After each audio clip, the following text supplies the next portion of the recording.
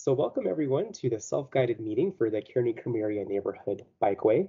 My name is Riley Lemie, and I am a senior city planner with DOTI, or Denver's Department of Transportation and Infrastructure. We know that you all have a busy schedule, and so we're trying something new today with a self-guided meeting where you can participate during your own time.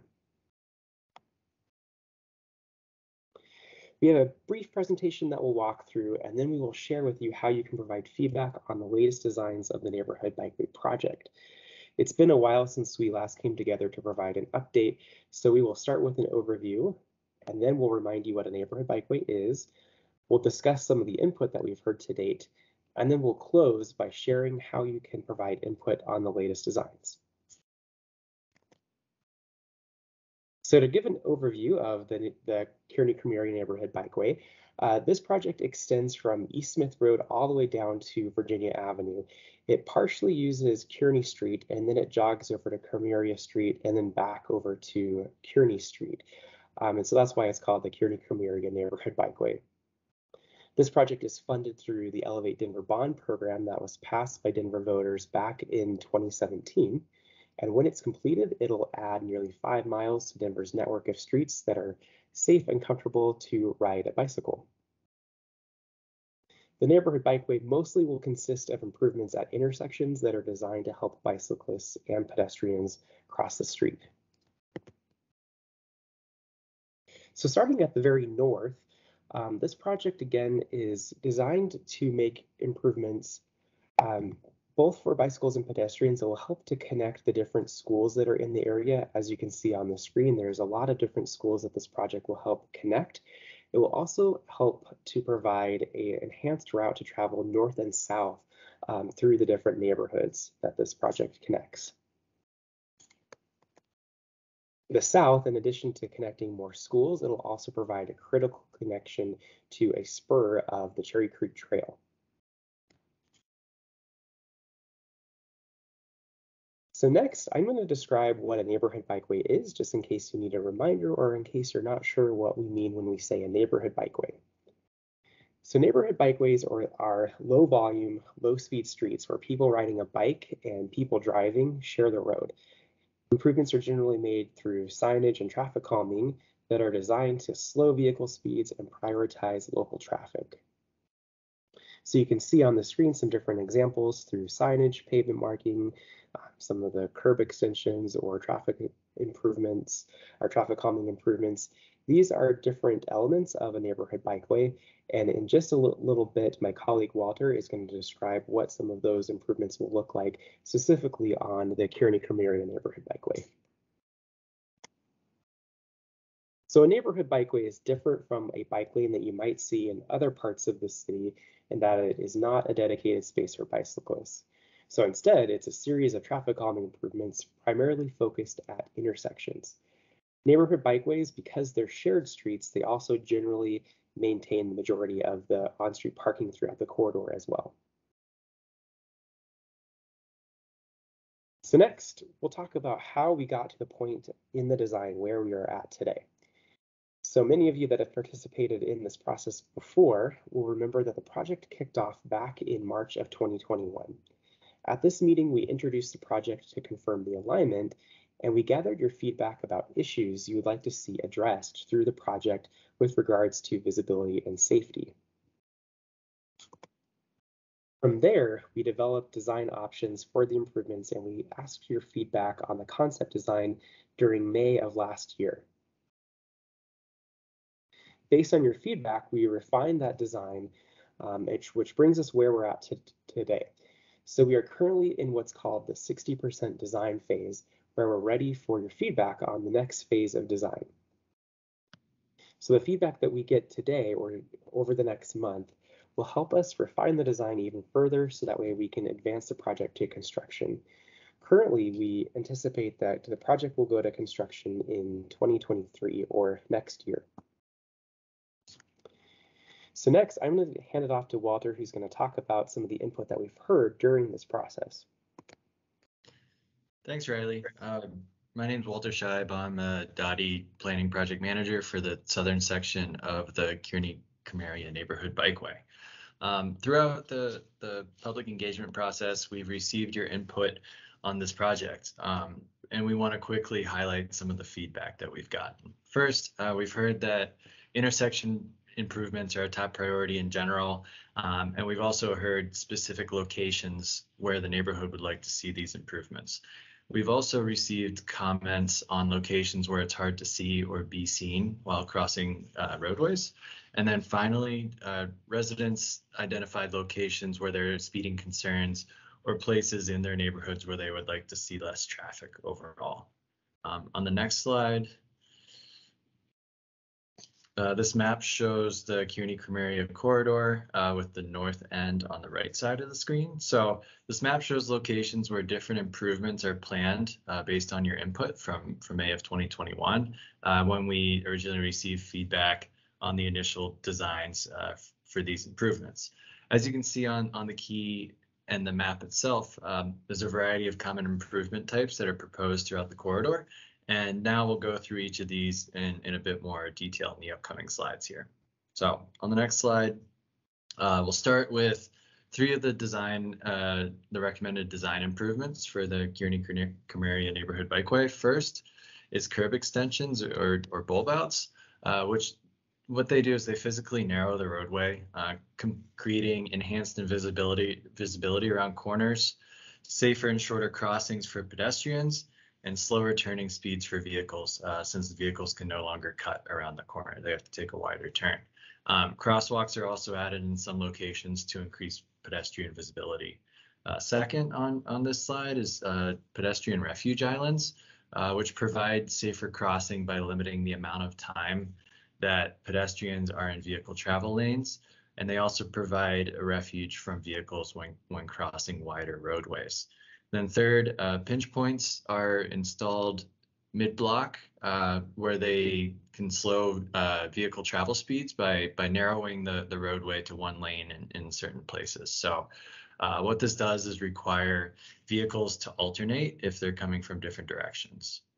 On the next slide, we have three more recommendations. The first one is mini traffic circles, which are used at unsignalized intersections to slow vehicle speeds, and they're also helpful at calming traffic in areas that have significant cross traffic and interaction at intersections. Second, daylighting of intersections. What this does is improve visibility at the intersection and around the corner at an intersection by pulling back where vehicles can park so they can't park as close to the corner. And what that does is allows you to easily see around those parked vehicles and see around the corner at intersections and be able to look further at oncoming traffic than you would be able to otherwise. Then third is rectangular rapid flashing beacons, which are used at unsignalized intersections or mid-block crossings to increase pedestrian visibility when crossing the roadway. So what happens is the lights on the beacon will flash when the crossing button is pushed by a pedestrian or bicyclist, and then there's additional visibility and vehicles will stop as somebody crosses here. And then on the third slide, pedestrian hybrid beacons are again used at mid-block or unsignalized crossings that have higher vehicle volumes or speeds. And they're activated by pedestrians or bicyclists, and much like a red light, they require vehicles to stop as they would at a stoplight to provide that safe crossing. Diverters, those reduce or discourage through traffic on neighborhood bikeways by requiring vehicles to turn rather than continuing to travel through the corridor. This leads to a more comfortable experience on neighborhood bikeways with less through traffic. And actually later in the presentation, Riley will share a bit more about some specific diverter designs. And then third, leading pedestrian interval. This provides pedestrians essentially with a head start when they're crossing a signalized intersection. So the walk signal will activate before the stoplight turns green for vehicles, which means pedestrians are most of the way through the intersection or all the way through and more visible to turning vehicles that have that green light to turn. So there's less interaction at intersections there. So I'm going to pass it back to Riley now. All right, thanks, Walter. So now we're going to show you how you can provide input on the latest designs, and everything that Walter showed you or kind of described just a minute ago shows how this collection of different elements make up a neighborhood bikeway and not only provide traffic calming, but make the street safer for both bikes and pedestrians. These types of improvements also benefit both drivers and transit riders and are really designed to benefit everyone that uses the street. Because again, not only do they slow speeds, but also make it so that it's easier to get across the intersections. So we have a new tool that we are going to use to collect your feedback on the 60% designs for the project. So next, I'm going to show you how to use it. First of all, if you go to bit.ly/Kearney comment, that is going to be the platform that you can go to see the different design elements and actually go and provide the comments. So I'm actually going to exit quickly out of the presentation. So bear with me for just a second as I make that transition. And so if you go to bit.ly/Kearney comment, it will pull up a screen that looks like this, where you're able to go down and provide your comments. So you'll see on the second right here where it's the number 2 is, it says provide your feedback on the 60% designs. And we've broken it down into the north and south segments of the project since this is such a large project. So it's broken down from East Smith Road to 13th Avenue, and then from East 12th Avenue to East Virginia Avenue. So let's say that I was really interested in the designs for between 12th and Virginia Avenue, and I wanted to specifically comment on those designs. I would click View 60% Design, and that's going to pull up a screen that has the different design elements on it. And so at first you'll notice that you'll see an image that has the different design plans on it. But specifically, you can click on the table of contents, and let's say that you really wanted to know what was going to happen on Kearney Street between 5th and 3rd. So you would click on that, and that would pull up Kearney Street between 5th and 3rd. Give it just a second to load.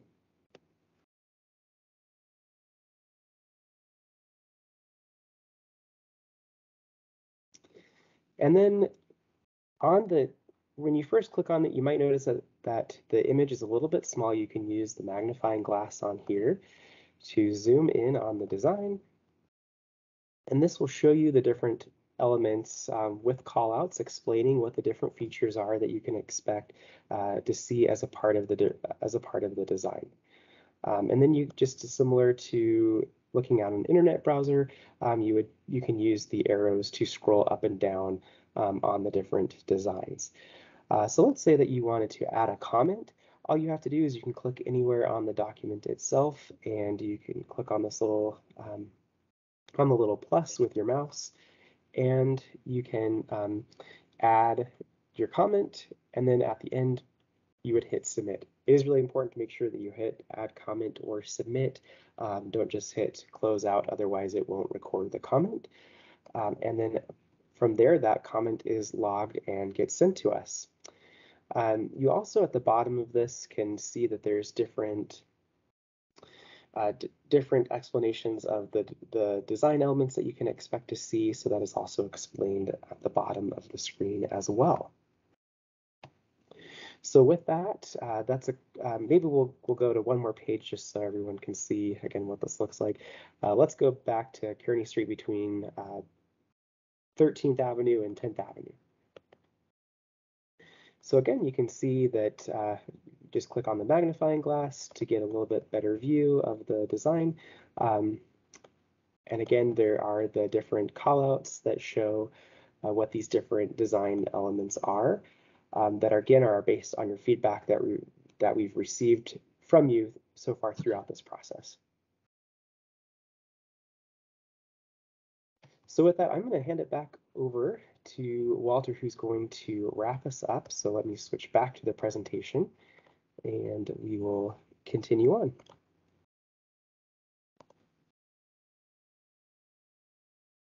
All right, thanks, Riley. So next we'll walk through a few design updates.